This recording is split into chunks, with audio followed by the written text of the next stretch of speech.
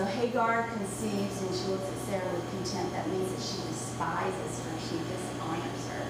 And we see this also in 1 Samuel 1:6 with Hannah and Peninnah. Do you remember that? Whenever Hannah could not have children, and the second wife has children. And she despises her and she dishonors her and she just comes at her to really irritate her and provoke her. And so Sarah says the wrong that is done to me, she's talking about this harsh treatment and this injurious language of irritation that is coming at her. She's saying, may that be on you. And it's amazing to me to look at this because then, I mean, this is what sin does. You start blaming, you start pointing fingers, and you start saying, who done it? It's all about you. And Sarah seems to totally forget that she's the one who said, I'm giving you Hagar. And then Abraham just totally lets go of all leadership and all responsibility, and he says, no, it's in your power. You do whatever you want. He totally just becomes numb. Says, I can't deal with it. That's what we do, isn't it? And so it says that she dealt harshly with Hagar. This mistreatment that we read in these verses is that she lowered Hagar. She looked down on her. She verbally abused her. She humbled her and afflicted her. And so Hagar, whose name means flee, she fled. King James says she fled from her face. She got totally away. She ran away from all harshness and mistreatment. And just totally every day, every hour, seeing the consequence that was before her. And she ran. Sin often births more sin. And we see this rippling effect. And if you think about it, you're going to see it in your family, in the lives around you, in your children. Sin births sin because we start trying to get out of it. Instead of repenting, we just keep on building it up. And it just becomes a snowball effect. Instead of repenting, we see here that Sarah blamed her husband and she mistreated Hagar. Instead of repenting, Abram handed off the spiritual responsibility and allowed the mistreatment. He allowed it, even though he knew it was wrong. And for Hagar, she ran. How often have we ran from our consequences to get out of it? What you and I need to understand is through every bit of that, God sees. Through every bit of that, God hears. So often we think that we can hide it. So often we think we can justify it. So often we think we can play the blame game. God sees it all, and he hears it all. Don't be foolish to think that you can hide from God, because you can't.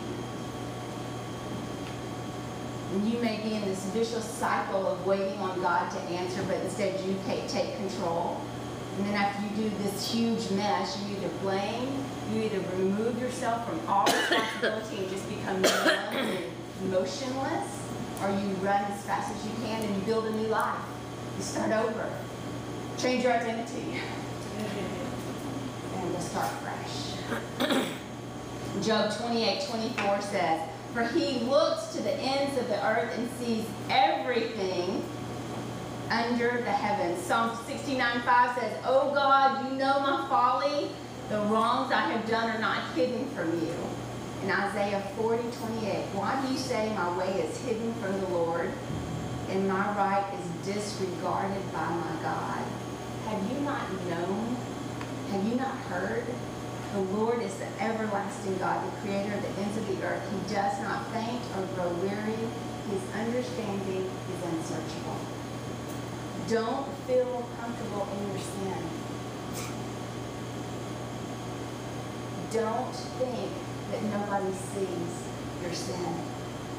Don't feel secure, is what Scripture says, in your wickedness, in your sin. Matt Chandler said several months ago that whenever we get comfortable in our sin is whenever we have forgotten the presence of God. That's when we get comfortable. Don't go there. Don't think no one else can see it. Don't think you can hide it under the rug. Because God sees everything. And that's what we're going to see here in Scripture. God always sees. Look at verse 7. The angel of the Lord found her by a spring of water in the wilderness, the spring on the way to Shur. And he said, Hagar, servant of Sarah. See, he always speaks of her as a servant. Where have you come from and where are you going? And she said, I am fleeing from my mistress Sarah. I love this.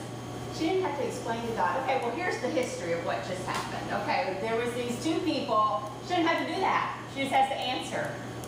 You know, so often whenever we tell our girlfriends, we have to say, okay, like, to make the story short, right? To make a long story short. But we have to give them all this history to get them to our place so that they'll take our side.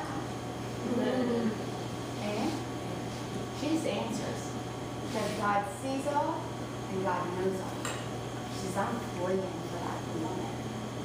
That mad woman. And the angel of the Lord said to her, return to your mistress and submit to her. And then the angel of the Lord also said, I love this, I will surely multiply your offspring so that they cannot be numbered for multitude. So guys, Hagar is heading home. She's heading back to Egypt. Proverbs 15:3 says, the eyes of the Lord are in every place, keeping watch on the evil and the good. And then it speaks of this angel of the Lord, and many say that this is the pre-incarnate Christ. There's argument on two sides as to who this angel is. Is it just a messenger or is it pre-incarnate Jesus? But it doesn't matter. It is the voice of God. Amen? And she knows that it is the voice of God. If you go on this week and read more in Genesis, you're going to see that another man comes that is the Lord, and he sits and he eats with Abram. So we see this happen throughout the Old Testament, and God speaks through this angel of the Lord. It says, where have you come from and where are you going? And she says, I am fleeing. I love this. I'm not sure where I'm going, but I'm getting out of here. And I'm going as fast as I can because I'm not going back to that place. And so often we are running so fast that we don't even know where we're headed. We just know we want to get out. And I love this because she's in the wilderness and she's by herself. No one else is around. And she stops at this spring and God speaks. As hard as it is, as I thought about this, as hard as it would be to be in God's will, it would be even harder to be out of His will and doing it on your own. Because if you're out of God's will, if you say no, girl, you're on your own. You're on your own. But if you submit and you do what God's called you to do, He places this shield of protection around you. He gives you this supernatural strength to handle it. He gives you this peace beyond all understanding to stay. When you talk about being messed up in the mind, you say no to God and you try to do it on your own. Because He gives you everything you need. And so He tells her to go back. And I love what He does here. Because look at this.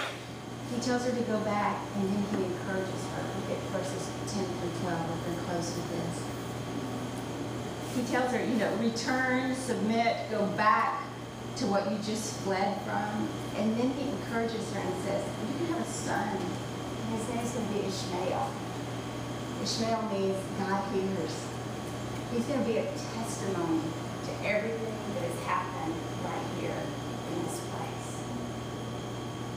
And Ishmael became the father of the Arab people, and God did bless. He said, I will bless, and He did. The Arabs are very wealthy. They sit on a land of oil. And today we see this strife that happens between Israel and the Palestinians, and it's all of this consequence. God did bless Ishmael, but the consequence was still there of the strife and the tension. And it's been throughout all of history, and we're living it out today because of Sarah taking control. Last week we talked about what it would look like if we were obedient to God and God blessed us beyond measure to people that we don't even know. Hey, look at this. What if you take control of your own life and you live out the consequence of your sin, and literally the consequence goes forever? because you stepped out of God's will. And look at verse 13. It says, so she called the name of the Lord who she spoke to, you are a God of seeing. For she said, truly, here I have seen him who looks after me. Therefore the well was called Hagar, which means the well of the loving one who has seen me.